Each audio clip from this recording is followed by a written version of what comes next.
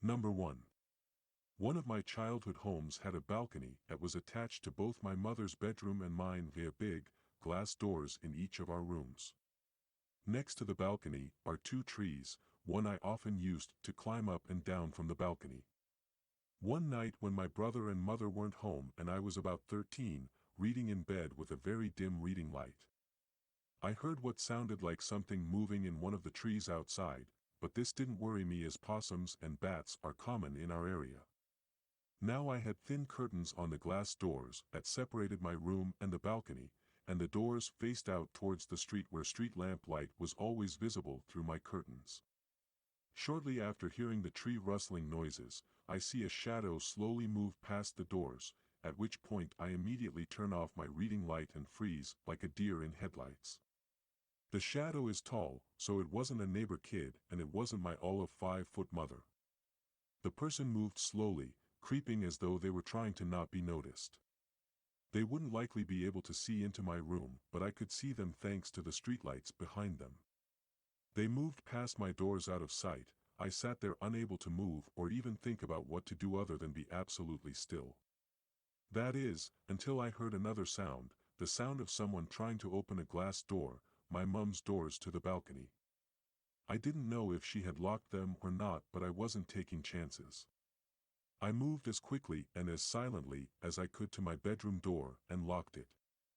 I listened for what the person was doing now. They were still jiggling the glass door handle, but it sounded like the doors weren't opening. I felt relief. This person couldn't get in surely. All I had to do was wait for them to realize that and then they would leave, right? Well, I heard light footsteps move back along the balcony to my set of glass doors until I saw his shadow stop directly in front of them. Again, I froze. He couldn't see me, he couldn't know I can see him.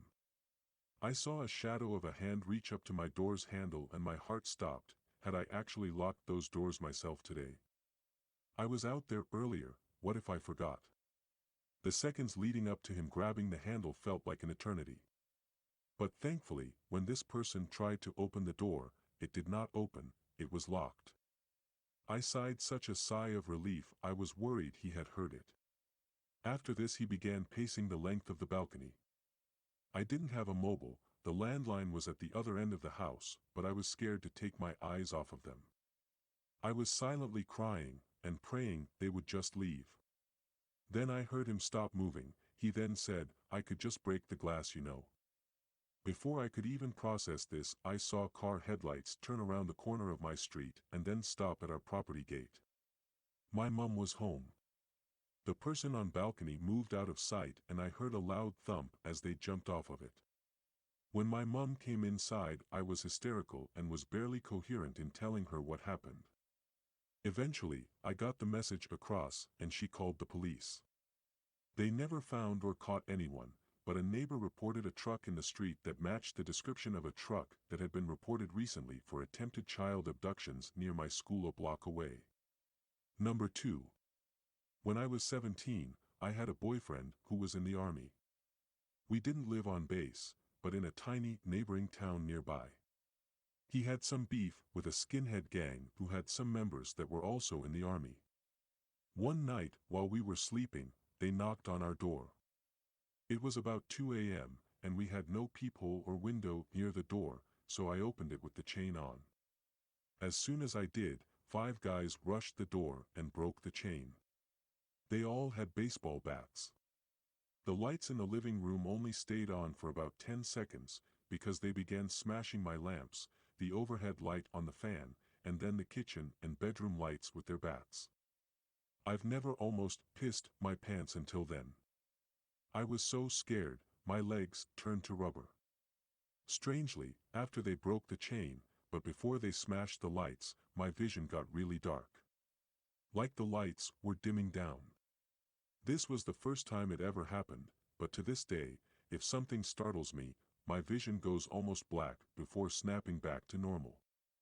So these guys grab my boyfriend and are holding him down on the couch.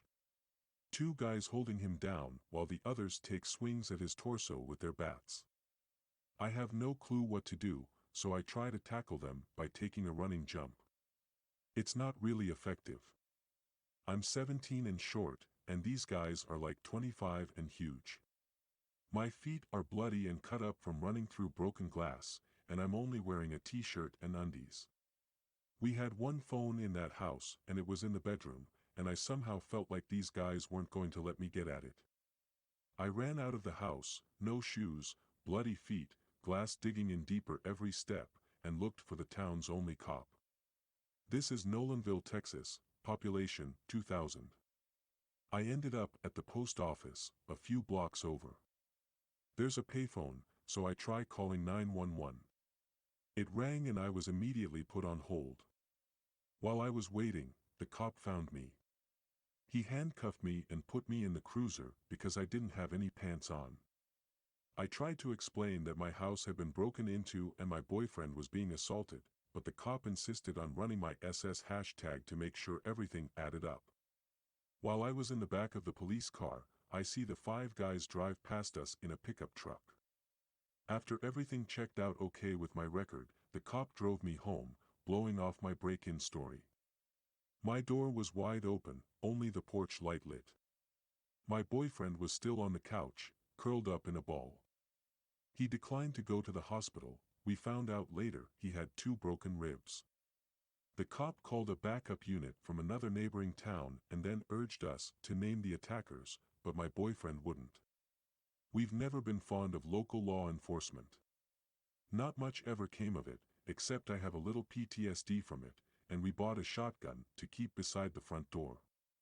Number 3. This happened about 3 years ago when I was 18. My housemate and best friend at the time, we will call him R, was browsing Facebook when he came across a profile with his picture and a name that was not his. He noticed this fake profile had stated they were from our area, Australia, and was in a relationship with some girl from America, we'll call her J. So Art decides to add J and tell her that he was the real person from the picture and that she was in an online relationship with a fake profile. J doesn't quite believe R because the fake profile had more friends than R and somehow seemed more legitimate, so he offers to video chat with her to prove it. They get on Skype with each other and she is shocked to find out she was being catfished by this fake profile. I was home at the time and R calls me over while he's still on Skype.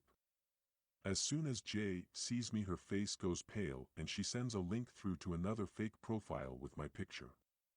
Apparently mine and R's fakes were previously engaged with 2 children. Upon doing some further research, we discovered some scary stuff. We found about 20 more fake profiles, all of our close and extended group of friends. All of these profiles were active and were posting the exact same statuses as we all were. It was like a fake community of all our friends. They all interacted with each other and posted regularly, copying and pasting every single one of our statuses to post on their profiles. We thought this was really weird, but the most frightening part was that they knew exactly where we were at all times, even if we hadn't posted about it. Me and R went to Dreamworld one day, hadn't posted about it, hadn't told anyone we were going, and there on our fake profiles was a status saying how much fun we were having, tagged at Dreamworld. That was just one example of the several creepy statuses posted about our location. It was then that we realized that whoever this person was following us. This continued for a few weeks. We tried calling the police, but predictably, they couldn't do anything.